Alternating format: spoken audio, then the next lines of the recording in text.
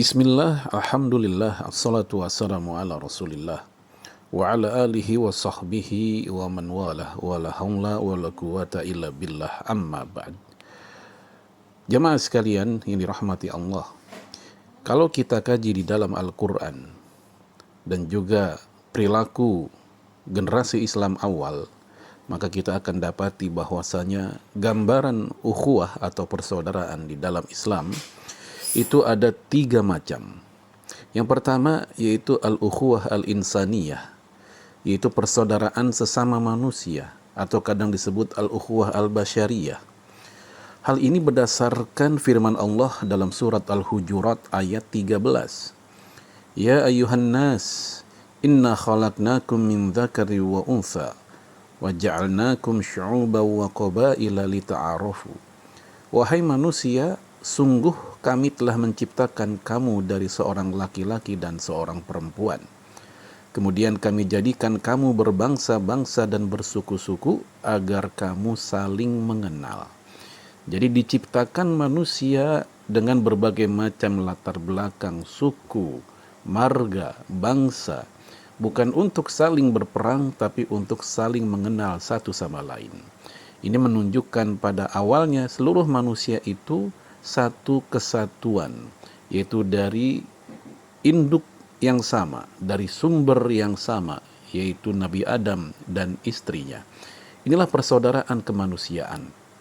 Oleh karenanya, di dalam sejarah, termasuk sejarah bangsa Indonesia, tahun 1984, ketika terjadi kelaparan yang luar biasa di Ethiopia, Indonesia sebagai negara muslim, walaupun berbeda agama umumnya dengan orang-orang Ethiopia dan berbeda secara ras, tapi itu semua tidak menghalangi Indonesia untuk memberikan bantuan pangan kepada Ethiopia. Ini salah satu implementasi dari ukhuwah insaniyah, persaudaraan kemanusiaan. Kemudian, jenis yang kedua yaitu al-ukhuwah al-wataniyah, persaudaraan setanah air, persaudaraan sekampung halaman. Hal ini tidak diingkari di dalam Islam, tidak termasuk dianggap fanatisme kelompok. Karena dalam Al-Quran, para nabi pun disebut dengan saudara kaumnya.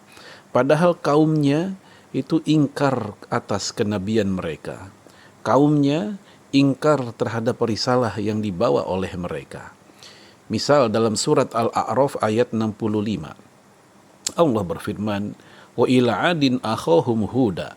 Dan kepada kaum Ad kami utus Nabi Hud, saudara mereka. Jadi Allah katakan Nabi Hud adalah saudara bagi kaum Ad. Padahal kita tahu kaum Ad itu kafir kepada Allah. Berbeda keyakinannya, mereka ingkar kepada Nabi Hud. Tapi Allah tetap menyebut sebagai saudara.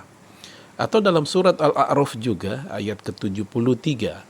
Allah berfirman, "Ila Samuda akhahum Salihah."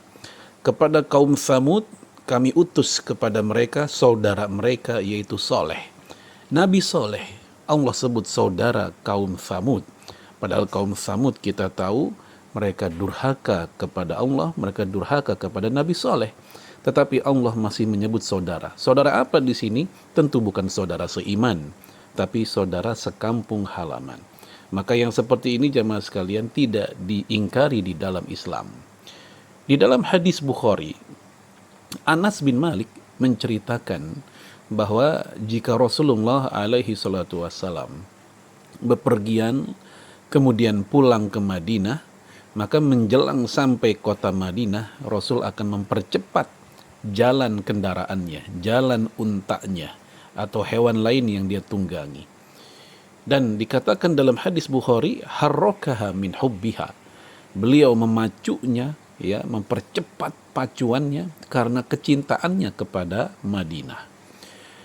Nah, hadis ini dikomentari oleh Imam Ibnu Hajar dengan mengatakan wa fil hadis dalalatun ala fadlil Madinah. Hadis ini menunjukkan keutamaan kota Madinah. Wa ala masyru'iyati hubbil watan wal hanin ilaih. Dan ini menjadi dasar disyariatkannya cinta tanah air dan rindu kepadanya. Jadi cinta tanah air dan rindu kepadanya ini sesuatu yang disyariatkan.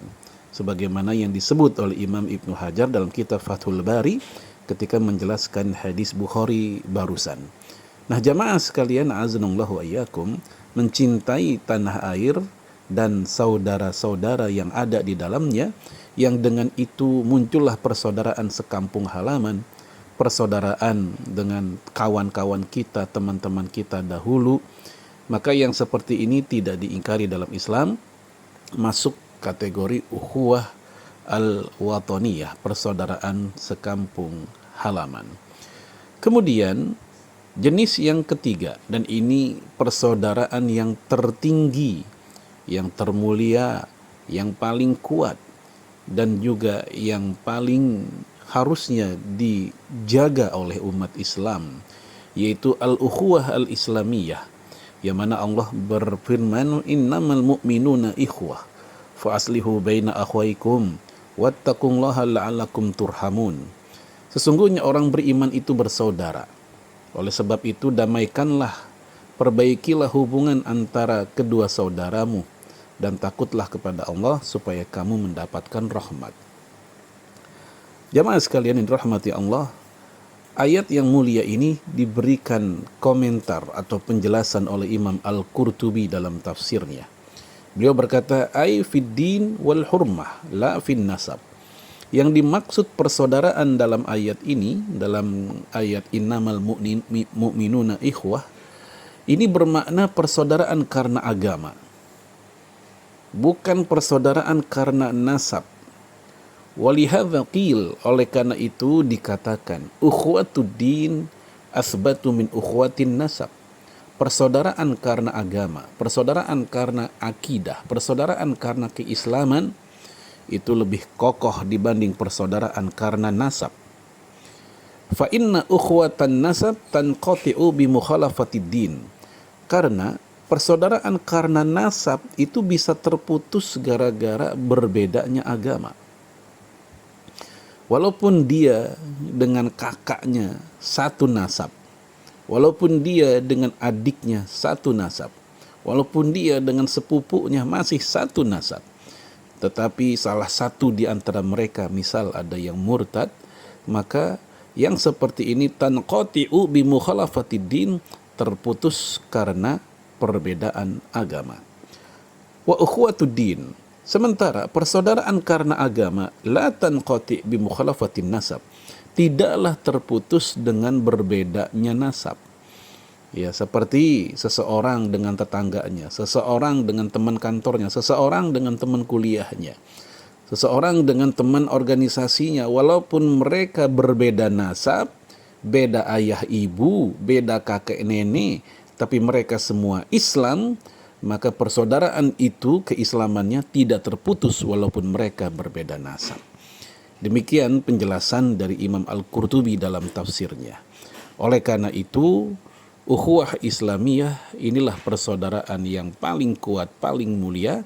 Bahkan jika kita rawat baik-baik ya bersama saudara-saudara kita, maka ini juga menjadi sebab salah satu syafaat yang akan menyelamatkan kaum muslimin di akhirat nanti dan dimasukkan mereka ke dalam surga, sebagaimana Rasulullah alaihi salatu wasallam mengatakan, al-mar'u ma'aman ahab, seseorang itu akan dihidupkan di akhirat bersama orang-orang yang dia cintai.